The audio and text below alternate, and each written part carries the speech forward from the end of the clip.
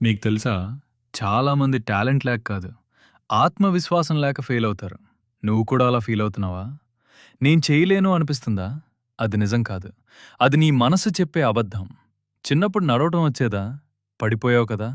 అయినా మళ్ళీ లేచావు. అదే నిజమైన కాన్ఫిడెన్స్. ఫెయిల్యూర్ అంటే అంతం కాదు. అదొక పాఠం. ప్రతి తప్పు నీకు నేర్పుతుంది. కానీ ఒక విషయం గుర్తుపెట్టుకో. నీ గురించి నువ్వే ఎలా మాట్లాడుకుంటావో అదే నీ భవిష్యత్తు అవుతుంది. నేను బలహీనుడిని అంటే నువ్వు నిజంగానే బలహీనుడివే అవుతావు. నేను చేయగలను అంటే మార్పు అక్కడ్నుంచే మొదలవుతుంది. కాన్ఫిడెన్స్ ఒక రోజులో రాదు. అది ప్రతిరోజూ చేసే చిన్న చర్యల ఫలితం. ఉదయం త్వరగా లేవటం, నీ లక్ష్యంపై పనిచేయటం, ఆరోగ్యాన్ని చూసుకోవటం ఇవన్నీ నీకు బలమిస్తాయి.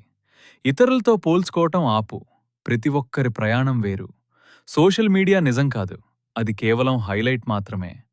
నీ నిజమైన పోటీ నిన్నటి నువ్వుతోనే. ఈరోజు 1% మెరుగుపడు. అంతే సరిపోతుంది. భయం వస్తే పారిపోకు. దాన్ని ఎదుర్కో. అక్కడే నీ గ్రోత్ ఉంటుంది. నీ కలలు చిన్నవి కావు. అవి నీకోసం వచ్చాయి. ఇతరుల మాటలు విను, కానీ నీ విలువ తగ్గించకు.